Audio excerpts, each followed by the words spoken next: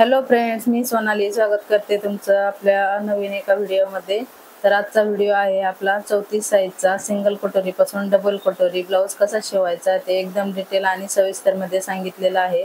आणि आपल्या ब्लाऊजची फिटिंगची शिलाई सरळ येत नाही किंवा काक्यातला जोड असतो तो बरोबर येत नाही, त्या सर्व गोष्टी एकाच व्हिडिओमध्ये कव्हर केलेल्या आहेत आणि खूप छोट्या टिप्स सांगितलेल्या आहेत सिंगल कटोरी डबल कटोरी करताना काय काळजी घ्यायची ते।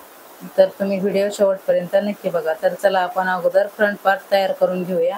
तर इथे बघा मी कटोरीचा पार्ट अगोदर घेतलेला आहे। तर कटोरीचा पार्ट घेऊन आपल्याला दोन्ही पार्ट आपले व्यवस्थित आपल्याला शिलाई मारून जोडून घ्यायचे आहे। आणि ही आपली कच्ची शिलाई असते, त्यामुळे इथे 4 किंवा 5 नंबरची शिलाई मारून तुम्ही इथं सगळे जे आपले पार्ट असतात ते व्यवस्थित जोडून घेऊ शकता। त्यामुळे आपले ब्लाऊज पण लवकर शिवून होतो। मोठी शिलाई मारल्यामुळे पटापट सगळे पार्ट आपले जोडले जातात, कारण त्याच्यानंतर आपल्याला पक्की शिलाई येणारच असते। त्यामुळे हा कच्चा पार्ट जोडताना एक तर तुम्ही फेविकॉलचा पण वापर शकता, फॅब्रिक ग्लू असतो ना त्याचा वापर करू शकता, किंवा शिलाई मारून पण जोडू शकता, दोन्ही पण इझी आहे। तर इथे बघा कटोरी आपली जोडून झालेली आहे। आता आपण योगपट्टी जोडून घेऊया। अशा प्रकारे आपल्याला योगपट्टी पण जोडून घ्यायची आहे।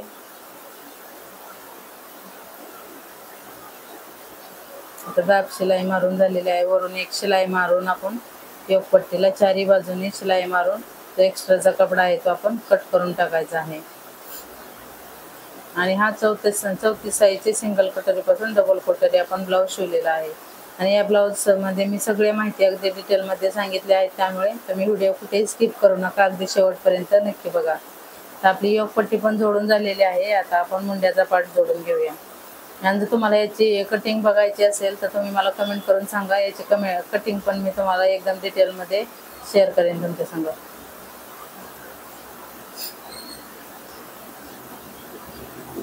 इथे बघा आपला मुंड्याचा पार्ट पण जोडून झालेला आहे। पुढे पण मी पूर्ण बाही कशी जोडायची काय ते एकदम डिटेलमध्ये सर्व काही सांगितलेलं आहे, त्यामुळे व्हिडिओ स्किप करू नका, शेवटपर्यंत नक्की बघा। अगदी खूप सोप्या पद्धतीत पूर्ण ब्लाऊजची स्टिचिंग मी अगदी सविस्तर सांगितलेली आहे। अगदी कोणाला ज्याला जे नवीन शिकणारे आहेत त्यांना जमत नसेल त्यांना सुद्धा हा व्हिडिओ बघून अगदी तुम्ही इझिली कटोरी ब्लाऊजची कटिंग आणि शिलाई करू शकता। तुम्हाला जर कटिंगचा व्हिडिओ पाहायचा असेल तर मला कमेंट करून सांगा नक्की। तर इथे बघा आता सगळे पार्ट आपले पुढचे जोडून झालेले आहेत। तर इथे मी कटोरीचा पार्ट घेतलेला आहे। आता कटोरीचा पार्ट घेतलेला आहे, तर कटोरी बघा डबल कटोरी करताना आपल्याला जो मुंड्याचा पार्ट आहे ना तो पूर्ण मोजून घ्यायचा, त्याचा हाफ करायचा आणि त्यात 1 इंच प्लस करायचा।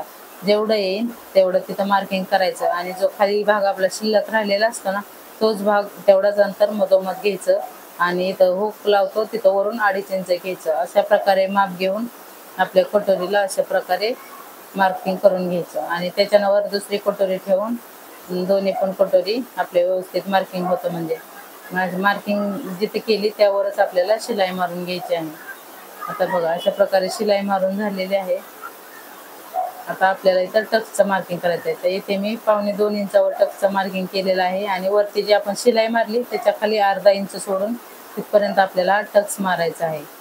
इथे बघा टक्स मारून झालेला आहे। आता जिथं आपण शिलाई मारली होती त्याच शिलाईवर आपल्याला फक्त 1/2 इंच शिलाई मार्जिन ठेवून आपल्याला डबल शिलाई त्याच्यावर मारून घ्यायची आहे।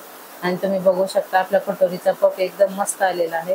अशाच प्रकारे आपली दुसरी कटोरी पण आपण तयार करून घेऊया।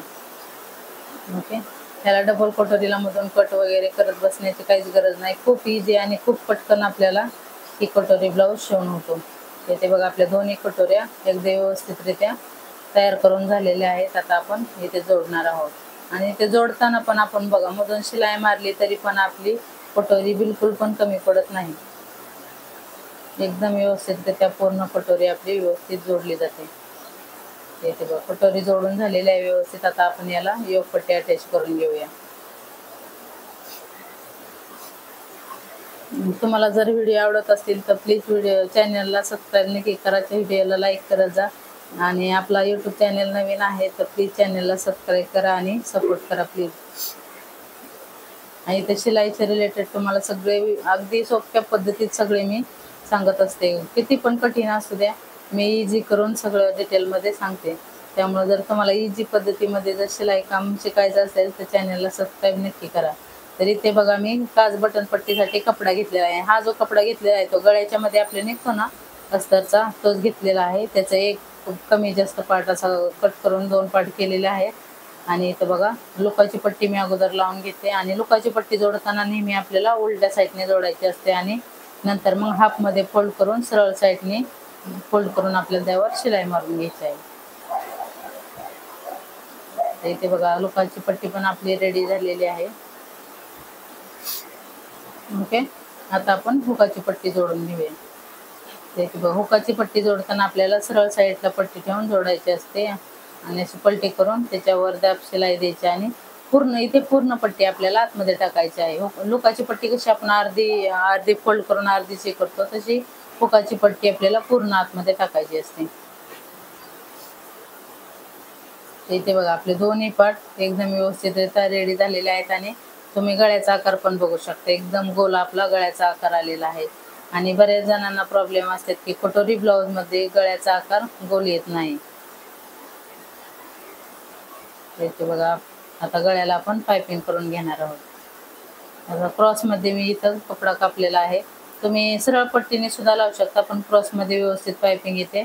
आणि नाहीतर मग जर पाइपिंग साठी तुम्हाला कपडा नसला शिल्लक राहिला तर अस्तरचा जो आपला कपडा असतो ना त्याची सरळ पट्टी कापून आतमध्ये पूर्ण फोल्ड करून पण करू शकता. त्याने पण आपल्या ब्लाउजला फिनिशिंग अगदी व्यवस्थित येते.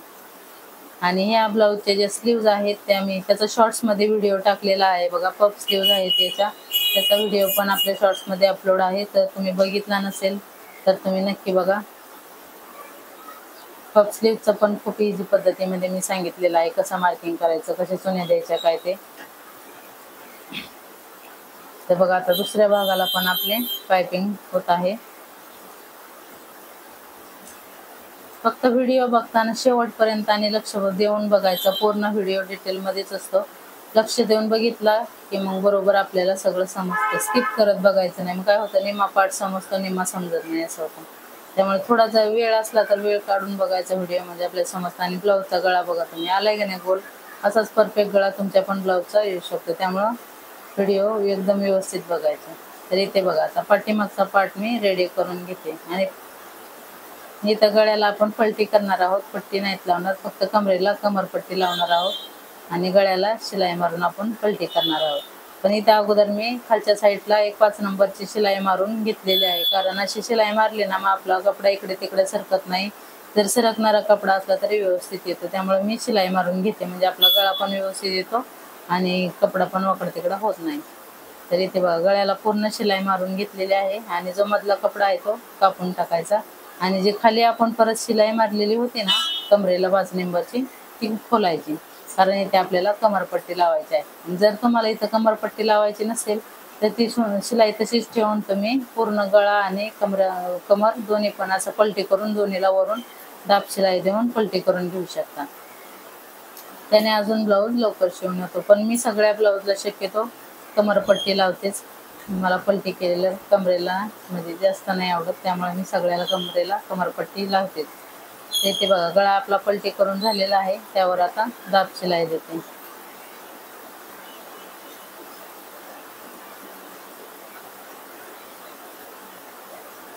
इथे बघा आणि कमरेला आता शिलाई मारून याला आपल्याला कमरपट्टी लावून घ्यायची आहे. अगोदर टक्स द्यायचे आहेत. इथे बघा चारी बाजूने मी कपडा कट करून घेतलेला आहे. आणि टक्स मारताना मधोमध येईल असा आपला फोल्ड करायचा आणि 4 ते 4.5 इंचावर टक्स आपल्याला द्यायचा आहे. आणि टक्स रुंदी किती घ्यायची तर अर्धा इंच, कारण 1 इंच आपण कटिंग करताना टक्ससाठी घेतलेलं असतं. तेवढंच आपलं शिलाईत गेलं पाहिजे, जास्त नाही आणि कमी नाही. अशा प्रकारे केल्यामुळं काय होतं आपला ब्लाऊज व्यवस्थित येतो, कुठेही बिघडत नाही. नाही तर कमी जास्त शिलाईत घेतलं की कमी घेतलं तर माप वाढेल, जास्त घेतलं तर कमी पडेल. त्यामुळे जेवढं आपण कटिंग करताना मार्जिन घेतो तेवढंच आपल्याला शिलाईमध्ये घ्यायचं असतं. ही एक गोष्ट लक्षात ठेवायची. ओके, इथे बघा बॅक पार्ट आपला पूर्ण फिनिशिंगमध्ये रेडी झालेला आहे. आता आपण याच्यावर फ्रंट पार्ट ठेवताना जोडायच्या अगोदर बघा आता ह्या खूप महत्त्वाच्या टिप्स आहेत. ते इथे बघा लुकाची पट्टी जी एक्स्ट्रा असते ती बाहेर काढून ठेवायची, कारण ती एक्स्ट्राची पट्टी असते. आणि असा व्यवस्थित आपल्याला ब्लाऊज ठेवायचा आहे. आणि कमरेपासून जो एक्स्ट्राचा कपडा आहे तो असा कट करून टाकायचा, म्हणजे आपला पुढचा आणि पाठीमागचा भाग दोन्ही पण सेम होतात. त्याचप्रमाणे आता हुकाचं पण हुकाची आता बाहेर ठेवायची नाही, कारण हुकाची पट्टी आपली आत टाकलेली असते. तर मग बरोबर कमरेच्या इथं ठेवून व्यवस्थित आपल्याला जो एक्स्ट्राचा भाग आहे तो कट करून टाकायचा. ओके. तर आता बघा इथं व्यवस्थित शोल्डरवर मागचा आणि पुढचा भाग दोन्ही पण ठेवून इथं आपल्याला जोडून घ्यायचा आहे. आणि इथं आपलं ओव्हरलॉक मशीन नसते त्यामुळं मी काय करते, जो आपला एक्स्ट्राचा पार्ट आहे तो मागे येऊन त्यावर एक दाब शिलाई देते, म्हणजे तो पार्ट आपला साईडला निघत नाही. व्हिडिओमध्ये तुम्ही लक्ष देऊन बघू शकता. इथे बघा अशा प्रकारचं एक्स्ट्राचा आहे थोडंसं कट करायचं आणि वरून एक दाब शिलाई द्यायची, म्हणजे आपल्या शोल्डरला फिनिशिंग व्यवस्थित दिसते. आणि आता बघा फिटिंग करायच्या अगोदर पण ही गोष्ट लक्षात ठेवायची. असा ब्लाऊज शोल्डरच्या तिथं बरोबर सरळ ठेवून घ्यायचा आणि जर इथे थोडंसं खाली वर झालेला असं ते व्यवस्थित कट करून घ्यायचं. ही बाही जोडायच्या अगोदर ही म्हणजे प्रोसेस नक्की करायची, म्हणजे आपला मुंडा खालीवर जोडला जात नाही. ओके. तर दोन्ही साईडला अशाच प्रकारे करून घ्यायचा आहे. शोल्डरला सरळ ठेवून जो एक्स्ट्राचा भाग थोडाफार झालेला असेल तो कट करून घ्यायचा. इथे बघा आता आपले दोन्ही पार्ट पण सेम झालेले आहेत. याचप्रमाणे आपल्याला जो बाही पण असते ना ती पण अशीच ठेवून एकसारखी करून घ्यायची. आणि इथे शोल्डरला जरी कपडा एक्स्ट्रा कमी जास्त असेल तो पण आपल्याला सेम करून घ्यायचा. आता इथं पफ स्लीव्हजमध्ये बघा कधी कधी बाही आपली बरीच लूज होते ना, कारण आपण वरती एक्स्ट्रा वाढवलेलं असतं. तर मग पुढच्या पार्टला इथं आपल्याला थोडंसं एक अर्धा इंच येईल एवढं कट करून घ्यायचं आहे, म्हणजे पफ स्लीव्हची आपली जी बाही आहे ना ती लूज पडत नाही, फिटिंगला व्यवस्थित येते.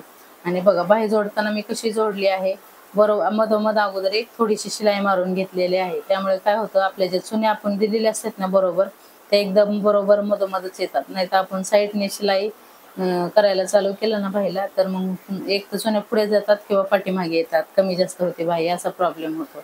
नाहीतर मग तुम्ही डायरेक्ट मधूनच बाही जोडायला सुरुवात करू शकता. तुम्हाला जी पद्धत योग्य वाटेल त्यानुसार तुम्ही बाही जोडू शकता. पण मी मध्ये शिलाई मारून नंतर कडेने बाही जोडायला सुरुवात करते, कारण मला ती पद्धत मला योग्य वाटते. तर इथे बघा आता बाही जोडताना एक गोष्ट लक्षात ठेवायची. आता बाही जोडली तिथं शोल्डर आपल्याला सरळ करून घ्यायचा आणि नंतर मुंड्याचे जे दोन्ही शिलाई आहेत ते एकावर एक अशा व्यवस्थित ठेवून तिथं शिलाई मारून घ्यायची आणि नंतर खालचं दोन्ही पार्ट सरळ पकडून त्याला शिलाई मारून जो एक्स्ट्राचा भाग आहे तो कसा कट करून टाकायचा आहे. ओके. आता पलटवून घेऊया आपण आणि तुम्ही इथे बघू शकता दोन्ही शिलाई आपले एकदम समोरासमोर व्यवस्थित आलेल्या आहेत. आता नंतर त्यावर एक दाब शिलाई मारून आपल्याला एक फिटिंगची शिलाई मारायची आणि फिटिंगची शिलाईच्या साईडला 2 किंवा 3 शिलाई तुम्ही एक्स्ट्रा मारू शकता. तर फिटिंगचं तुमचं जे माप असेल त्यानुसार तुम्ही माप घेऊन शिलाई मारायची आहे.